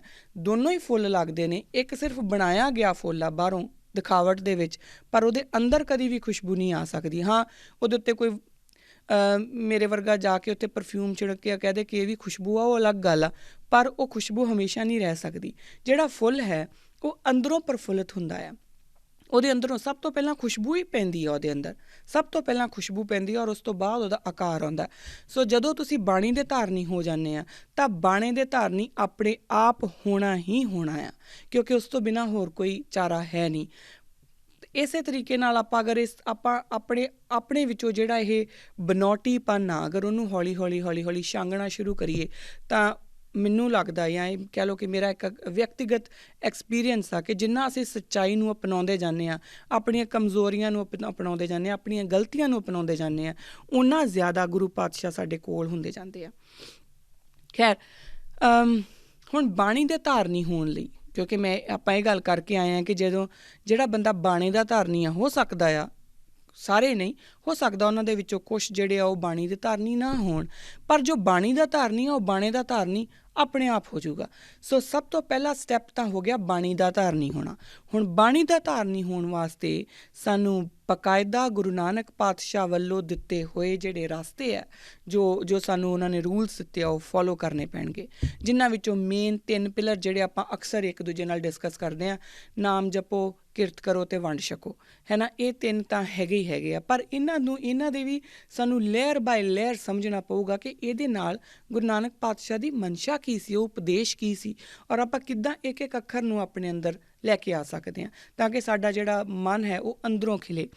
ਹੁਣ ਜਦੋਂ ਇੱਕ ਵਾਰੀ ਅਸੀਂ ਗੁਰੂ ਨਾਨਕ ਪਾਤਸ਼ਾਹ ਦੇ ਦਿੱਤੇ ਹੋਏ ਰੂਲਸ ਨੂੰ ਫੋਲੋ ਕਰਦੇ ਹੋਏ ਅਸੀਂ ਬਾਣੀ ਦੇ ਧਾਰਨੀ ਹੋ ਗਏ, ਅਸੀਂ ਉਸ ਅਧਿਆਤਮ ਦੇ ਵੱਲ ਚੱਲ ਗਏ, ਅਧਿਆਤਮਿਕ ਤੌਰ ਦੇ ਉੱਤੇ, ਤਾਂ ਅਸੀਂ ਉਸ ਇੱਕ ਨਿਰੰਕਾਰ, ਉਸ ਏਕੇ ਦੇ ਵਿੱਚ ਸਮਾਹਿਤ ਹੋਣ ਦੀ ਕੋਸ਼ਿਸ਼ ਕਰਨੀ ਸ਼ੁਰੂ ਕਰ ਦਾਂਗੇ। ਫਿਰ ਸਾਨੂੰ ਸਮਝ ਲੱਗੂਗਾ ਕਿ ਗੁਰੂ ਪਾਤਸ਼ਾਹ ਕਿਸ ਪ੍ਰੀਤਮ ਨੂੰ ਮਿਲਣ ਦੀ ਗੱਲ ਕਰਦੇ ਆ। ਕਿਉਂ ਕਹਿੰਦੇ ਆ ਮਿਲ ਮੇਰੇ ਪ੍ਰੀਤਮਾ ਜੀਓ ਤੁਧ ਬਿਨ ਖੜੀ ਨਹੀਂ ਮਾਣੀ, ਕਿਉਂ ਕਹਿੰਦੇ ਆ? ਫਿਰ ਉਸ ਪ੍ਰੀਤਮ ਦੀ ਗੱਲ ਸਮਝ ਆਊਗੀ। ਉਸ ਤੋਂ ਬਿਨਾਂ ਉਸ ਪ੍ਰੀਤਮ ਨੂੰ ਸਮਝ ਲੈਣਾ ਮੁਸ਼ਕਲ ਆ। ਸਾਨੂੰ ਕਦੀ ਉਹ ਕਨਸੀਵ ਹੀ ਨਹੀਂ ਆਪਾਂ ਕਰ ਸਕਦੇ ਕਿ ਉਹ ਪ੍ਰੀਤਮ ਕੌਣ ਆ। ਹੁਣ ਹਰ ਬੰਦਾ ਜਿਹੜਾ ਇਹਦੇ ਵਿੱਚ ਇੱਕ ਗੱਲ ਇਹ ਵੀ ਐਡ ਕਰ ਲਈਏ ਕਿ ਹਰ ਧਰਮੀ ਬੰਦਾ ਅਧਿਆਤਮਿਕ ਹੋਵੇ ਇਹ ਜ਼ਰੂਰੀ ਨਹੀਂ। ਬਹੁਤ ਸਾਰੇ ਐਸੇ ਲੋਕ ਆ ਜਿਹੜੇ ਰੂਲਸ ਨੂੰ ਫੋਲੋ ਕਰ ਲੈਂਦੇ ਆ ਜਾਂ ਉਹਨਾਂ ਨੇ ਆਪਣੇ ਅੰਦਰ ਵਸਾ ਲੈਂਦੇ ਆ, ਪਰ ਉਹ ਉਸ ਅਧਿਆਤਮ ਦੇ ਰਸਤੇ ਵੱਲ ਨਹੀਂ ਜਾਣਾ ਚਾਹੁੰਦੇ। ਪਰ ਹਰ ਇੱਕ ਅਧਿਆਤਮਿਕ ਬੰਦਾ ਧਾਰਮਿਕ ਹੋਊਗਾ ਹੀ ਹੋਊਗਾ। ਉਹੀ ਗੱਲ ਫਿਰ ਜਿਹੜੀ ਆਪਾਂ ਪਹਿਲਾਂ ਕਰਕੇ ਆਏ ਹਾਂ ਫੁੱਲ ਦੇ ਖਿਲਣ ਵਾਲੀ, ਉਹੀ ਆ ਕਿ ਜਦੋਂ ਅਧਿਆਤਮ ਅੰਦਰ ਵਸ ਗਿਆ ਨਾ ਤਾਂ ਇਹਦਾ ਮਤਲਬ ਆ ਕਿ ਖੁਸ਼ਬੂ ਅੰਦਰੋਂ ਆਉਣੀ ਸ਼ੁਰੂ ਹੋ ਗਈ। ਜਦੋਂ ਖੁਸ਼ਬੂ ਅੰਦਰੋਂ ਆਈ ਤਾਂ ਉਹਨੇ ਖਿਲਣਾ ਹੀ ਖਿਲਣਾ ਹੈ, ਔਰ ਉਹ ਫਿਰ ਬੰਦਾ ਜਿਹੜਾ ਧਰਮ ਦੇ ਰੂਲਸ ਤੋਂ ਇੱਧਰ ਉੱਧਰ ਨਹੀਂ ਹੋ ਸਕਦਾ। ਹੁਣ ਜਿਹੜੇ ਰੂਲਸ ਆ ਬਹੁਤ ਸਾਰੇ, ਮੈਨੂੰ ਇਹ ਵੀ ਸਮਝ ਆ ਕਿ ਜਦੋਂ ਮੈਂ ਧਾਰਮਿਕ ਰੂਲਸ ਦੀ ਗੱਲ ਕਰਦੀ ਪਈ ਹਾਂ ਨਾ, ਤਾਂ ਸ਼ਾਇਦ ਬਹੁਤ ਸਾਰੇ ਜਿਹੜੇ ਸਰੋਤੇ ਆ ਜਿਹੜੇ ਗੁਰਬਾਣੀ ਦੇ ਕ੍ਰਿਟਿਕਸ ਜਿਹੜੇ ਨੇ ਜਾਂ ਸਿੱਖ ਹਿਸਟਰੀ ਦੇ ਕ੍ਰਿਟਿਕਸ ਜਾਂ ਸਿੱਖੀ ਦੇ ਕ੍ਰਿਟਿਕਸ ਜਿਹੜੇ ਨੇ, ਉਹ ਇਹ ਕਹਿਣਗੇ ਕਿ ਧਰਮ ਦੇ ਰੂਲਸ ਤਾਂ ਗੁਰੂ ਨਾਨਕ ਪਾਤਸ਼ਾਹ ਨੇ ਦਿੱਤੇ ਹੀ ਨਹੀਂ। ਆਪਾਂ ਪਹਿਲਾਂ ਰੂਲ ਸਮਝ ਲਈਏ, ਉਸ ਤੋਂ ਬਾਅਦ ਇਹਨਾਂ ਗੱਲਾਂ ਦੇ ਉੱਤੇ ਵਿਚਾਰ ਕਰੀਏ ਕਿ ਇਹ ਰੂਲ ਸਹੀ ਸੀਗੇ ਜਾਂ ਗਲਤ ਸੀਗੇ ਜਾਂ ਦਿੱਤੇ ਹੋਣਗੇ ਜਾਂ ਨਹੀਂ ਦਿੱਤੇ ਹੋਣਗੇ। ਉਸ ਤੋਂ ਬਾਅਦ ਆਪਾਂ ਗੱਲ ਇਹਦੇ ਬਾਰੇ ਕਰਾਂਗੇ। ਸੋ ਹੁਣ ਅਸੀਂ ਜਾਣਾਂਗੇ ਕਿ ਸਿੱਖ ਨੂੰ ਸਮਾਜਿਕ, ਰਾਜਨੀਤਿਕ ਅਤੇ ਆਰਥਿਕ ਵਰਤਾਰੇ ਲਈ ਨਿਯਮਬੰਧ ਗੁਰੂ ਨਾਨਕ ਪਾਤਸ਼ਾਹ ਨੇ ਕਿੱਦਾਂ ਕੀਤਾ, ਕਿਸ ਤਰ੍ਹਾਂ ਦੇ ਨਿਯਮ ਉਹਨਾਂ ਨੇ ਸਾਡੇ ਹਿੱਸੇ ਪਾਏ ਨੇ। ਆਪਾਂ ਸਮਾਜਿਕ ਤੋਂ ਸ਼ੁਰੂ ਕਰਦੇ ਹਾਂ। ਗੁਰੂ ਨਾਨਕ ਪਾਤਸ਼ਾਹ ਨੇ ਸਿੱਖ ਸਮਾਜ ਨੂੰ ਵਿੱਚ ਕਿਵੇਂ ਵਰਤਣਾ ਚਾਹੀਦਾ, ਇੱਕ ਸਿੱਖ ਨੂੰ ਸਮਾਜ ਵਿੱਚ ਕਿਵੇਂ ਵਰਤਣਾ ਚਾਹੀਦਾ ਹੈ, ਉਹ ਨਿਰਧਾਰਿਤ ਕੀਤਾ। ਹੁਣ ਉਹ ਕਿੱਦਾਂ ਨਿਰਧਾਰਿਤ ਕੀਤਾ? ਸਭ ਤੋਂ ਪਹਿਲਾ ਵਰਤਾਰਾ ਜੋ ਜੀਵਨ ਸਾਖੀਆਂ ਦੇ ਵਿੱਚ ਆਉਂਦਾ, ਜਨਮ ਸਾਖੀਆਂ ਵਿੱਚ ਆਉਂਦਾ, ਉਹ ਆਉਂਦਾ ਪਾਂਦੇ ਪਾਸ ਪੜ੍ਹਨੇ ਜਾਣਾ। ਜਦੋਂ ਗੁਰੂ ਨਾਨਕ ਪਾਤਸ਼ਾਹ ਪਾਂਦੇ ਪਾਸ ਪੜ੍ਹਨ ਜਾਂਦੇ ਨੇ ਤਾਂ ਜਿਹੜਾ ਪਾਂਡਾ ਹੈ ਉਹ ਪਹਿਲਾ ਅੱਖਰ ਲਿਖਦਾ। ਪਹਿਲਾ ਅੱਖਰ ਲਿਖਣ ਤੋਂ ਬਾਅਦ ਉਹ ਕਹਿੰਦਾ ਜੀ ਤੁਸੀਂ ਵੀ ਲਿਖੋ। ਗੁਰੂ ਨਾਨਕ ਪਾਤਸ਼ਾਹ ਕਹਿੰਦੇ ਨੇ ਕਿ ਇਹਦਾ ਮਤਲਬ ਕੀ? ਉਹ ਕਹਿੰਦੇ ਕਿ ਪਹਿਲਾਂ ਤੁਸੀਂ ਅੱਖਰ ਸਿੱਖ ਲਓ, ਉਸ ਤੋਂ ਬਾਅਦ ਮੈਂ ਤੁਹਾਨੂੰ ਅੱਖਰ ਜੋੜ ਸਮਝਾਊਂਗਾ। ਜਦੋਂ ਅੱਖਰ ਜੋੜ ਸਿੱਖ ਲਓਗੇ ਤਾਂ ਉਸ ਤੋਂ ਬਾਅਦ ਉਹਨਾਂ ਅੱਖਰਾਂ ਦੇ ਜਿਹੜੇ ਹੈਗੇ ਆ ਉਹ ਮਤਲਬ ਹੋਣਗੇ। ਤਾਂ ਗੁਰੂ ਪਾਤਸ਼ਾਹ ਕਹਿੰਦੇ ਨੇ ਕਿ ਇਸ ਦਾ ਮਤਲਬ ਕੀ? ਉਹ ਕਹਿੰਦੇ ਕਿ ਇਕੱਲੇ ਅੱਖਰ ਦਾ ਮਤਲਬ ਨਹੀਂ ਹੁੰਦਾ। ਅਤੇ ਪਾਤਸ਼ਾਹ ਅੱਗੋਂ ਇਹ ਜਵਾਬ ਦਿੰਦੇ ਨੇ ਕਿ ਫਿਰ ਮੈਂ ਐਸੇ ਅੱਖਰ ਨਹੀਂ ਪੜ੍ਹਨੇ ਜਿਨ੍ਹਾਂ ਦਾ ਕੋਈ ਮਤਲਬ ਨਾ ਹੋਵੇ। ਇਹ ਜਨਮ ਸਾਖੀਆਂ ਦੇ ਵਿੱਚ ਆਉਂਦਾ। ਹੁਣ ਇਹਦੇ ਵਿੱਚੋਂ ਸਾਨੂੰ ਲੈਣ ਦੀ ਕੀ ਲੋੜ ਹੈ? ਅਸੀਂ ਇਹਦੇ ਵਿੱਚੋਂ ਕੀ ਲੈਣਾ?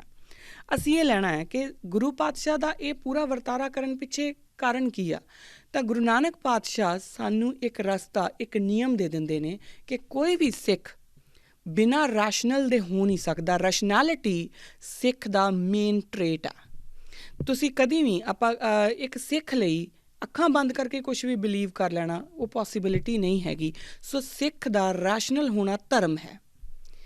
ਹੁਣ ਇਹ ਗੱਲ ਇੰਪੋਰਟੈਂਟ ਆ। ਸਿੱਖਾਂ ਨੂੰ ਭੇਡਾਂ ਵਾਂਗ ਰੰਗ ਕੇ ਕਿਸੇ ਵੀ ਥਾਂ 'ਤੇ ਲੈ ਕੇ ਨਹੀਂ ਜਾਇਆ ਜਾ ਸਕਦਾ। ਕਿਉਂਕਿ ਸਿੱਖ, ਜੇ ਉਹ ਗੁਰੂ ਨਾਨਕ ਦਾ ਸਿੱਖ ਹੈ ਤੇ ਫਿਰ ਉਹ ਗੱਲ ਕਰੂਗਾ, ਉਹ ਸਵਾਲ ਕਰੂਗਾ ਔਰ ਉਹਨਾਂ ਸਵਾਲਾਂ ਦੇ ਜਵਾਬ ਮੰਗੂਗਾ ਵਿਵੇਕ ਬੁੱਧੀ ਦੇ ਵਿੱਚੋਂ।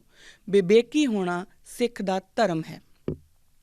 ਪਰ ਆਪਾਂ ਕੀ ਕੀਤਾ ਕਿ ਆਪਾਂ ਇਸ ਚੀਜ਼ ਨੂੰ ਕਿਤੇ ਦੂਰ ਛੱਡ ਆਏ। ਸਾਨੂੰ ਅੱਜ ਕੋਈ ਆ ਕੇ ਕਹਿੰਦਾ ਹੈ ਕਿ ਚਲੋ ਜੀ ਫਲਾਣੀ ਜਗ੍ਹਾ ਤੁਹਾਡੀ ਪੱਥਰੀ ਹੱਥ ਲੱਗ ਕੇ ਨਿਕਲ ਜੂਗੀ, ਆਪਾਂ ਕਹਿੰਦੇ ਚਲੋ ਫਟਾਫਟ ਚੱਲੀਏ ਕਿ ਉੱਥੇ ਜਾ ਕੇ ਕਿਸੇ ਨੇ ਕੁਛ ਅਰਦਾਸ ਕਰਨੀ ਆ ਅਤੇ ਸਾਡੀ ਪੱਥਰੀ ਨਿਕਲ ਜਾਣੀ ਆ, ਸਾਡਾ ਬਲੱਡ ਪ੍ਰੈਸ਼ਰ ਠੀਕ ਹੋ ਜਾਣਾ, ਪਤਾ ਨਹੀਂ ਕੀ ਹੋ ਜਾਣਾ। ਔਰ ਉਹਦੇ ਵਿੱਚੋਂ ਉਹ ਕਿਉਂ ਹੋਇਆ? ਅਸੀਂ ਕਿਉਂ ਮੰਨਣਾ ਸ਼ੁਰੂ ਕਰ ਗਏ? ਕਿਉਂਕਿ ਸਾਡੇ ਵਿੱਚੋਂ ਵਿਵੇਕ ਬੁੱਧੀ ਜਿਹੜੀ ਆ ਅਸੀਂ ਉਹਨੂੰ ਮਾਈਨਸ ਕਰਤੀ। ਅਸੀਂ ਗੁਰੂ ਨਾਨਕ ਦੀ ਪਹਿਲੀ ਸਿੱਖਿਆ ਦੇ ਉੱਤੇ ਹੀ ਮੁਨਕਰ ਹੋ ਗਏ। ਕਿਉਂਕਿ ਸਿੱਖ ਨੇ ਵਿਵੇਕ ਬੁੱਧੀ ਦੇ ਵਿੱਚ ਰਹਿ ਕੇ ਰੈਸ਼ਨਲ ਹੋ ਕੇ ਬਕਾਇਦਾ ਸਵਾਲ ਕਰਨਾ ਸੀ ਹਰ ਇੱਕ ਚੀਜ਼ ਨੂੰ। ਜਦੋਂ ਵੀ ਕਦੀ ਤੁਸੀਂ ਕਿਸੇ ਇਸ ਗੱਲ ਨੂੰ ਆਪਾਂ ਮੰਨਣਾ ਸ਼ੁਰੂ ਕਰ ਦਈਏ ਕਿ ਆਹ ਗੱਲ ਸਹੀ ਹੋਣੀ ਆ ਕਿਉਂਕਿ ਫਲਾਣੇ ਸੰਤ ਜੀ ਨੇ ਕਿਹਾ ਸੀ, ਜਾਂ ਇਹ ਗੱਲ ਸਹੀ ਹੋਣੀ ਆ ਕਿਉਂਕਿ ਫਲਾਣੇ ਪ੍ਰੋਫੈਸਰ ਸਾਹਿਬ ਨੇ ਕਿਹਾ ਸੀ, ਤਾਂ ਆਪਾਂ ਇਹ ਸਮਝ ਲਈਏ ਕਿ ਅਸੀਂ ਸਿੱਖੀ ਤੋਂ ਕੋਹਾਂ ਦੂਰ ਹਾਂ। ਕਿਉਂਕਿ ਸਿੱਖ ਦਾ ਪਹਿਲਾ ਧਰਮ ਹੀ ਵਿਵੇਕਤਾ ਦੇ ਵਿੱਚੋਂ ਉੱਠ ਕੇ ਸਵਾਲ ਕਰਨਾ, ਰੈਸ਼ਨੈਲਿਟੀ ਦੇ ਨਾਲ ਸੋਚਣਾ ਹੈ। ਹੁਣ ਅਗਲਾ ਗੱਲ ਇਹ ਵੀ ਹੈ ਕਿ ਸਿਰਫ ਉਹਨੇ ਸਵਾਲ ਇਸ ਲਈ ਨਹੀਂ ਕਰਨਾ ਕਿ ਮੈਂ ਸਵਾਲ ਕਰਨਾ, ਉਹ ਖੋਜੀ ਹੋਣਾ ਚਾਹੀਦਾ ਹੈ। ਸਿੱਖ ਖੋਜੀ ਹੁੰਦਾ ਆ ਕਿਉਂਕਿ ਸਿੱਖ ਨੇ ਸਵਾਲ ਕਰਨਾ ਜਵਾਬ ਲੱਭਣ ਲਈ। ਜੇ ਗੁਰੂ ਨਾਨਕ ਪਾਤਸ਼ਾਹ ਪਾਂਦੇ ਨੂੰ ਇਹ ਸਵਾਲ ਕਰਦੇ ਨੇ ਕਿ ਇਹਨਾਂ ਅੱਖਰਾਂ ਦੇ ਮਤਲਬ ਕੀ, ਅਤੇ ਜਦੋਂ ਉਹ ਨਹੀਂ ਦੇ ਪਾਉਂਦਾ ਤਾਂ ਫਿਰ ਸਾਡੇ ਝੋਲੀ ਗੁਰੂ ਨਾਨਕ ਪਾਤਸ਼ਾਹ ਪੱਟੀ ਲਿਖੀ ਬਾਣੀ ਵੀ ਪਾਉਂਦੇ ਨੇ। ਕਿਉਂਕਿ ਪੱਟੀ ਲਿਖੀ ਦੇ ਵਿੱਚ ਉਹ ਫਿਰ ਇਕੱਲੇ ਅੱਖਰ ਦਾ ਮਤਲਬ ਵੀ ਦੱਸਦੇ ਨੇ ਕਿ ਇਹਦਾ ਮਤਲਬ ਇਹ, ਇਹਦਾ ਮਤਲਬ ਇਹ, ਉਹ ਜਵਾਬ ਵੀ ਦਿੰਦੇ ਨੇ। ਸੋ ਸਿੱਖ ਦਾ ਜਿਹੜਾ ਜਵਾਬ, ਸਵਾਲ ਤਾਂ ਉਹ ਕਰੂਗਾ, ਪਰ ਸਵਾਲ ਸਿਰਫ ਇਸ ਲਈ ਨਹੀਂ ਕਿ ਸਵਾਲ ਅਤੇ ਸਵਾਲ ਕਰ ਦਈਏ ਜਾਂ ਅਗਲੇ ਨੂੰ ਨੀਚਾ ਦਿਖਾਉਣ ਲਈ ਸਵਾਲ ਕਰ ਦਈਏ, ਨਹੀਂ। ਉਹਦਾ ਇੱਕ ਸਿੱਖ ਦਾ ਸਵਾਲ ਹਮੇਸ਼ਾ ਖੋਜੀ ਹੋਣ ਦੇ ਲਈ ਆ, ਔਰ ਉਹ ਹਮੇਸ਼ਾ ਖੋਜ ਕਰਦਾ ਇੱਕ ਰਿਸਰਚਰ ਵਾਂਗੂ ਉਹਦੇ ਜਵਾਬ ਲੱਭਣ ਦੇ ਲਈ ਆ, ਔਰ ਉਹ ਬਾਕਾਇਦਾ ਜਵਾਬ ਲੱਭਦਾ। ਅਗਰ ਉਹਨੂੰ ਜਵਾਬ ਨਹੀਂ ਮਿਲ ਰਹੇ ਤਾਂ ਉਹ ਜਵਾਬ ਲੱਭਦਾ ਆ। ਇਹ ਸਿੱਖ ਦੀ ਇੱਕ ਟਰੇਟ ਸੀ, ਇੱਕ ਮੇਨ ਟਰੇਟ ਹੋਣਾ ਸੀ ਜੋ ਆਪਾਂ ਕਿਤੇ ਦੂਰ ਛੱਡ ਆਏ। ਹੁਣ ਹਾਂ, ਇਹ ਹੋ ਸਕਦਾ ਹੈ ਕਿ ਕੋਈ ਵੀ ਜਿਹੜਾ ਫਿਲੋਸਫਰ ਜਾਂ ਟੀਚਰ ਜਾਂ ਕੋਈ ਕਿਤਾਬਾਂ ਸਾਨੂੰ ਇੱਕ ਆਈਡੀਆ ਦੇ ਦੇਣ, ਔਰ ਉਹ ਆਈਡੀਆ ਆਪਾਂ ਲੈ ਲਿਆ, ਪਰ ਉਸ ਆਈਡੀਆ ਨੂੰ, ਉਸ ਵਿਵੇਕਤਾ ਦੇ ਉੱਤੇ, ਉਸ ਰੈਸ਼ਨੈਲਿਟੀ ਦੇ ਉੱਤੇ ਅਸੀਂ ਪਰਖਣਾ ਜ਼ਰੂਰੀ ਸੀਗਾ। ਔਰ ਉਹ ਜਦੋਂ ਆਪਾਂ ਪਰਖਣਾ ਸੀ, ਉਸ ਪਰਖਣ ਤੋਂ ਬਾਅਦ, ਔਰ ਪਰਖਣ ਵਾਸਤੇ ਸਾਡਾ ਫੁਰਕਾਨ, ਸਾਡਾ ਪੈਰਾਮੀਟਰ ਕੌਣ? ਗੁਰੂ ਗ੍ਰੰਥ ਸਾਹਿਬ ਮਹਾਰਾਜ। ਕਿਉਂਕਿ ਸਿੱਖ ਨੇ ਸਿੱਖਣਾ ਕੇਵਲ ਗੁਰੂ ਗ੍ਰੰਥ ਸਾਹਿਬ ਮਹਾਰਾਜ ਕੋਲੋਂ ਹੈ। ਬਾਕੀ ਹਰ ਇੱਕ ਤਰ੍ਹਾਂ ਦੇ ਆਈਡੀਆਜ਼ ਜਦੋਂ ਸਾਡੇ ਕੋਲ ਆਉਂਦੇ ਆ ਤਾਂ ਫਿਰ ਅਸੀਂ ਉਹਨਾਂ ਨੂੰ ਉਸ ਪੈਰਾਮੀਟਰ ਦੇ ਉੱਤੇ ਰੱਖ ਕੇ, ਉਹ ਗੁਰੂ ਪਾਤਸ਼ਾਹ ਦੇ ਚਰਨਾਂ ਦੇ ਵਿੱਚ ਜਾ ਕੇ ਬੇਨਤੀ ਕਰਕੇ ਅਸੀਂ ਉਹਨਾਂ ਨੂੰ ਦੇਖ ਸਕਦੇ ਹਾਂ ਵੀ ਇਹ ਸਾਡੇ ਵਾਸਤੇ ਇੱਕ ਸਿੱਖ ਹੋਣ ਦੇ ਨਾਤੇ ਉਹ ਕਿੰਨਾ ਕੁ ਸਹੀ ਆ। ਸੋ ਇੱਕ ਗੱਲ ਤਾਂ ਇਹ ਜਿਹੜੀ ਪਹਿਲੀ ਚੀਜ਼ ਸਾਨੂੰ ਗੁਰੂ ਨਾਨਕ ਪਾਤਸ਼ਾਹ ਨੇ ਦੱਸੀ, ਉਹ ਸੀ ਸਾਡਾ ਇੱਕ ਰੂਲ ਜੋ ਉਹਨਾਂ ਨੇ ਦੱਸਿਆ ਸਮਾਜ ਦੇ ਵਿੱਚ ਵਿਚਰਨ ਦਾ, ਉਹ ਸੀਗਾ ਵਿਵੇਕੀ ਹੋਣਾ, ਰੈਸ਼ਨਲ ਹੋਣਾ, ਲੌਜੀਕਲ ਹੋਣਾ, ਔਰ ਰਿਸਰਚਿੰਗ ਐਟੀਟਿਊਡ ਵਾਲਾ ਹੋਣਾ। ਇਹ ਕੁਛ ਚੀਜ਼ਾਂ ਗੁਰੂ ਨਾਨਕ ਪਾਤਸ਼ਾਹ ਨੇ ਸਾਨੂੰ, ਆਪਾਂ ਆਪਣੀ ਡਾਇਰੀ ਵਿੱਚ ਇੱਕ ਨੋਟ ਬਣਾਉਂਦੇ ਚੱਲਿਆ ਕਰੀਏ ਕਿ ਇਹ ਰੂਲ ਸਾਡੇ ਹੈਗੇ ਆ, ਕਿ ਆਪਾਂ ਇਹ ਰੂਲ ਫੋਲੋ ਕਰਦੇ ਹਾਂ। ਕਿ ਜਦੋਂ ਸਾਨੂੰ ਕੋਈ ਇਹ ਕਹਿੰਦਾ ਹੈ ਕਿ ਫਲਾਣੇ ਬਾਬਾ ਜੀ ਕੋਲੇ ਜਾਈਏ ਤਾਂ ਉੱਥੇ ਆਹ ਚੀਜ਼ਾਂ ਹੋ ਜਾਂਦੀਆਂ, ਕਿ ਆਪਾਂ ਸਵਾਲ ਕਰਦੇ ਹਾਂ ਕਿੱਦਾਂ? ਕਿ ਆਪਾਂ ਇਹ ਸਵਾਲ ਕਰਦੇ ਹਾਂ ਕਿ ਅਗਰ ਬਾਬਾ ਜੀ ਇੰਨਾ ਕੁਛ ਕਰ ਸਕਦੇ ਆ ਫਿਰ ਪਰਮਾਤਮਾ ਕੀ ਕਰ ਸਕਦਾ? ਕਿ ਆਪਾਂ ਇਹੋ ਜਿਹੇ ਸਵਾਲ ਕਰਦੇ ਹਾਂ। ਜੇ ਨਹੀਂ ਕਰਦੇ ਤਾਂ ਆਪਾਂ ਸਿੱਖੀ ਦੇ ਰਸਤੇ ਦੇ ਉੱਤੇ ਨਹੀਂ, ਆਪਾਂ ਗੁਰੂ ਨਾਨਕ ਦੇ ਪਹਿਲੇ ਰੂਲ ਦੇ ਉੱਤੋਂ ਹੀ ਮੁਨਕਰ ਹੋ ਗਏ ਹਾਂ। ਅਗਲੀ ਗੱਲ, ਹੁਣ ਇਸੇ ਵਿਵੇਕਤਾ ਦੀ ਅਗਲੀ ਮਿਸਾਲ ਜਿਹੜੀ ਗੁਰੂ ਨਾਨਕ ਪਾਤਸ਼ਾਹ ਦਿੰਦੇ ਨੇ, ਉਹ ਉਪਨਇਨ ਦੀ ਜਦੋਂ ਰਸਮ ਹੁੰਦੀ ਆ ਉਸ ਸਮੇਂ ਮਿਲਦੀ ਆ। ਉਸ ਵਿੱਚ ਇਹ ਉਪਨਇਨ ਦੀ ਜਿਹੜੀ ਜਨੇਊ ਧਾਰਨ ਕਰਨ ਦੀ ਰਸਮ ਹੁੰਦੀ ਆ, ਇਹ ਸਭ ਨੂੰ ਪਤਾ, ਔਰ ਆਪਾਂ ਬਹੁਤ ਵਾਰੀ ਪਹਿਲਾਂ ਵੀ ਡਿਸਕਸ ਕਰ ਚੁੱਕੇ ਕਿ ਗੁਰੂ ਨਾਨਕ ਪਾਤਸ਼ਾਹ ਆਪਣੇ ਫਾਦਰ ਨੂੰ, ਆਪਣੇ ਪਿਤਾ ਸਾਹਿਬ ਨੂੰ ਪਹਿਲਾਂ ਹੀ ਕਹਿ ਸਕਦੇ ਸੀਗੇ ਕਿ ਦੇਖੋ ਮੈਂ ਜਨੇਊ ਨਹੀਂ ਪਾਉਣਾ, ਤਾਂ ਉਦੋਂ ਹੀ ਉਹ ਮਨਾ ਕਰ ਸਕਦੇ ਸੀ, ਪਰ ਉਹ ਉਦੋਂ ਨਹੀਂ ਕਰਦੇ। ਉਹ ਬਕਾਇਦਾ ਸਾਰੀ ਸੰਗਤ ਨੂੰ ਇਕੱਠਾ ਹੋਣ ਦਿੰਦੇ ਨੇ। ਜਦੋਂ ਸਭ ਲੋਕ ਇਕੱਠੇ ਹੋ ਗਏ, ਉਦੋਂ ਪੰਡਿਤ ਸਾਹਿਬ ਜਦੋਂ ਆ ਕੇ ਉਹਨਾਂ ਨੂੰ ਜਨੇਊ ਪਾਉਣ ਦੀ, ਉਪਨਇਨ ਦੀ ਜਿਹੜੀ ਰਸਮ ਆ ਉਹ ਅਦਾ ਕਰਨ ਲੱਗਦੇ ਨੇ, ਤਾਂ ਗੁਰੂ ਨਾਨਕ ਪਾਤਸ਼ਾਹ ਸਵਾਲ ਕਰਦੇ ਨੇ ਕਿ ਇਹ ਕਿਉਂ? ਅਤੇ ਉਹ ਕਹਿੰਦੇ ਜੀ ਤੁਸੀਂ ਧਰਮ 'ਚ ਆ ਜਾਓਗੇ। ਅਤੇ ਉਹ ਕਹਿੰਦੇ ਕਿ ਫਿਰ ਮੇਰੀ ਭੈਣ ਦੇ ਪਾਓ। ਉਹ ਕਹਿੰਦੇ ਉਹਨੂੰ ਨਹੀਂ ਪਾਇਆ ਜਾ ਸਕਦਾ ਕਿਉਂਕਿ ਉਹ ਔਰਤ ਹੈ। ਤਾਂ ਗੁਰੂ ਨਾਨਕ ਪਾਤਸ਼ਾਹ ਕਹਿੰਦੇ ਨੇ ਕਿ ਮੈਂ ਐਸੇ ਧਰਮ 'ਚ ਨਹੀਂ ਆਉਣਾ ਜਿਹਦੇ 'ਚ ਮੇਰੀ ਭੈਣ ਨਹੀਂ ਆ ਸਕਦੀ। ਇਹ ਕਹਾਣੀ ਜਨਮ ਸਾਖੀਆਂ ਦੇ ਜ਼ਰੀਏ ਆਪਾਂ ਬਹੁਤ ਵਾਰੀ ਸੁਣੀ ਆ, ਪਰ ਹੁਣ ਇਹਦੇ ਵਿੱਚੋਂ ਸਾਡੇ ਲਈ ਰੂਲ ਕੀ ਆ? ਪਹਿਲਾ ਰੂਲ ਜੈਂਡਰ ਇਕੁਐਲਿਟੀ ਦਾ। ਜੇ ਪਹਿਲੀ ਆਵਾਜ਼ ਜਦੋਂ ਵੈਸਟਰਨ ਸੁਸਾਇਟੀ ਫੈਮਿਨਿਸਟ ਆਈਡੀਓਲੋਜੀ ਦੀ ਗੱਲ ਕਰਦੀ ਹੈ ਨਾ, ਤਾਂ ਸਿੱਖ ਖੜ੍ਹੇ ਹੋ ਕੇ ਕਿਆ ਕਰਨ ਕਿ ਪਹਿਲੀ ਆਵਾਜ਼ ਜੇਕਰ ਕਦੀ ਫੈਮਿਨਿਜ਼ਮ ਦੇ ਹੱਕ ਦੇ ਵਿੱਚ ਫੈਮਿਨਿਸਟ ਆਵਾਜ਼ ਜੇ ਉੱਠੀ ਹੈ ਤਾਂ ਉਹ ਗੁਰੂ ਨਾਨਕ ਪਾਤਸ਼ਾਹ ਨੇ ਚੁੱਕੀ ਹੈ। ਸਭ ਤੋਂ ਪਹਿਲਾਂ ਅਗਰ ਕਿਸੇ ਨੇ ਔਰਤਾਂ ਨੂੰ ਬਰਾਬਰਤਾ ਦੇ ਹੱਕ ਦਿਵਾਉਣ ਦੀ ਗੱਲ ਕੀਤੀ ਹੈ ਤਾਂ ਉਹ ਗੁਰੂ ਨਾਨਕ ਪਾਤਸ਼ਾਹ ਨੇ ਕੀਤੀ ਆ। ਤਾਂ ਇਸ ਵਰਤਾਰੇ ਦੇ ਵਿੱਚੋਂ ਸਾਡੇ ਸਿੱਖਾਂ ਦੇ ਲਈ ਜਿਹੜਾ ਦੂਸਰਾ ਰੂਲ ਦਿੰਦੇ ਨੇ, ਉਹ ਇਹ ਬਿਲਕੁਲ ਵਿਵੇਕਤਾ ਤਾਂ ਹੈ ਹੀ, ਰੈਸ਼ਨਲ ਤਾਂ ਹੈ ਹੀ, ਤਾਂ ਹੀ ਤਾਂ ਉਹ ਸਵਾਲ ਜਵਾਬ ਕਰ ਰਹੇ ਆ ਨਾ, ਨਹੀਂ ਤਾਂ ਸਿੱਧਾ ਕਹਿੰਦੇ ਕਿ ਨਹੀਂ। ਪਰ ਉਹ ਰੈਸ਼ਨੈਲਿਟੀ ਦੇ ਵਿੱਚੋਂ ਹੁਣ ਅਗਲਾ ਰੂਲ ਕੀ ਆ ਕਿ ਸਿੱਖ ਕਦੀ ਵੀ ਜੈਂਡਰ ਬੇਸਿਸ ਦੇ ਉੱਤੇ ਡਿਸਕ੍ਰਿਮੀਨੇਸ਼ਨ ਨਹੀਂ ਕਰ ਸਕਦਾ। ਜੇ ਤੁਸੀਂ ਸਿੱਖ ਹਾਂ ਔਰ ਤੁਹਾਨੂੰ ਲੱਗਦਾ ਕਿ ਮੇਰੇ ਘਰ ਧੀ ਜਿਹੜੀ ਹੋ ਗਈ ਇਹ ਤਾਂ ਬਹੁਤ ਮਾੜਾ ਕੰਮ ਹੋ ਗਿਆ, ਪੁੱਤ ਹੋਣਾ ਚਾਹੀਦਾ ਸੀ, ਤਾਂ ਤੁਸੀਂ ਸਿੱਖ ਨਹੀਂ ਹਾਂ। ਇਹ ਆਪਾਂ ਸਮਝ ਲਈਏ, ਫਿਰ ਆਪਾਂ ਸਿੱਖ ਨਹੀਂ ਹਾਂ, ਫਿਰ ਅਸੀਂ ਸਿਰਫ ਉਹ ਢੋਂਗੀ ਲੋਕ ਹਾਂ ਜਿਨ੍ਹਾਂ ਨੇ ਕਰਮ ਕਾਂਡਾਂ ਦੇ ਆਸ-ਪਾਸ ਹੀ ਆਪਣਾ ਜੀਵਨ ਰੱਖਿਆ ਹੋਇਆ। ਫਿਰ ਅਸੀਂ ਗੁਰੂ ਨਾਨਕ ਦੇ ਸਿੱਖ ਨਹੀਂ ਹਾਂ, ਕਿਉਂਕਿ ਗੁਰੂ ਨਾਨਕ ਦਾ ਜਿਹੜਾ ਰੂਲ ਆ ਉਹ ਬਕਾਇਦਾ ਜਿਹੜੀ ਜੈਂਡਰ ਇਕੁਐਲਿਟੀ ਦਾ ਹੈ। ਖੈਰ ਇਸੇ ਉਪਨਇਨ ਦੀ ਵਿਧੀ ਦੇ ਵਿੱਚੋਂ ਹੀ ਹੋਰ ਜਿਹੜੀਆਂ ਇਸੇ ਇੱਕ ਐਪੀਸੋਡ ਦੇ ਵਿੱਚੋਂ ਜੋ ਗੁਰੂ ਨਾਨਕ ਪਾਤਸ਼ਾਹ ਦੀ ਜੀਵਨ ਦੇ ਵਿੱਚ ਹੋਇਆ, ਉਹਦੇ ਵਿੱਚੋਂ ਹੋਰ ਵੀ ਅੱਗੇ ਕੁਛ ਰੂਲਸ ਹੈਗੇ ਆ, ਪਰ ਆਪਾਂ ਇਹਦੀ ਲਿਸਟ ਬਣਾਉਂਦੇ ਜਾਈਏ। ਜਿਹੜੇ ਮੈਂ ਪਹਿਲਾਂ ਰੂਲਸ ਡਿਸਕਸ ਕੀਤੇ, ਜਿਹੜੇ ਆਪਾਂ ਹੁਣ ਕਰ ਰਹੇ ਹਾਂ ਜੈਂਡਰ ਇਕੁਐਲਿਟੀ ਦੇ ਉੱਤੇ, ਅੱਜ ਮੈਂ ਆਪਣੀ ਜਿਹੜੀ ਗੱਲ ਆ ਉਹ ਸਮਾਪਤ ਕਰਦੀ ਹਾਂ ਕਿਉਂਕਿ ਸਮਾਂ ਮੇਰੇ ਕੋਲ ਹੋ ਗਿਆ। ਅਗਲੇ ਐਪੀਸੋਡ ਦੇ ਵਿੱਚ ਆਪਾਂ ਇਸੇ ਉਪਨਇਨ ਦੀ ਵਿਧੀ ਦੇ ਵਿੱਚੋਂ ਜਿਹੜੇ ਬਾਕੀ ਰੂਲ ਸਾਡੇ ਕੋਲ ਨਿਕਲੇ ਆ, ਆਪਾਂ ਉਹਦੇ ਬਾਰੇ ਡਿਸਕਸ ਕਰਾਂਗੇ। ਤੁਸੀਂ ਆਪਣੇ ਈਮੇਲਸ ਦੇ ਜ਼ਰੀਏ ਸਾਨੂੰ ਜ਼ਰੂਰ ਦੱਸਦੇ ਰਿਹਾ ਕਰੋ ਕਿ ਤੁਹਾਨੂੰ ਪ੍ਰੋਗਰਾਮ ਕਿੱਦਾਂ ਦਾ ਲੱਗਾ, ਇਹਦੇ ਵਿੱਚ ਕੀ ਕਮੀਆਂ ਸੀ, ਮੈਨੂੰ ਕਿੱਥੇ ਹੋਰ ਇੰਪਰੂਵ ਕਰਨ ਦੀ ਲੋੜ ਆ, ਜਾਂ ਮੈਂ ਕਿਤੇ ਕੁਛ ਗਲਤ ਬੋਲ ਦਿੰਦੀ ਹਾਂ ਜਾਂ ਘੱਟ ਬੋਲ ਦਿੰਦੀ ਹਾਂ, ਵੱਧ ਬੋਲ ਦਿੰਦੀ ਹਾਂ, ਉਹ ਮੈਨੂੰ ਜ਼ਰੂਰ ਦੱਸਦੇ ਰਿਹਾ ਕਰੋ ਕਿਉਂਕਿ ਮੈਨੂੰ ਵੀ ਸ਼ੀਸ਼ਾ ਦੇਖਣਾ ਬਹੁਤ ਜ਼ਰੂਰੀ ਆ। ਔਰ ਤੁਸੀਂ ਸਾਰੇ ਮੇਰਾ ਸ਼ੀਸ਼ਾ ਬਣ ਕੇ ਰਹੋ ਕਿ ਹਾਂ ਮੈਂ ਕਿਤੇ ਵੀ ਥਿੜਕ ਨਾ ਜਾਵਾਂ ਜਾਂ ਕਿਤੇ ਵੀ ਮੈਨੂੰ ਇਹ ਨਾ ਲੱਗਣ ਲੱਗ ਜੇ ਕਿ ਮੈਂ ਤਾਂ ਬਿਲਕੁਲ ਸਭ ਠੀਕ ਹੀ ਠੀਕ ਬੋਲਦੀ ਹਾਂ। ਸੋ ਮੈਨੂੰ ਮੇਰੀਆਂ ਗਲਤੀਆਂ ਜ਼ਰੂਰ ਦੱਸਿਆ ਕਰੋ।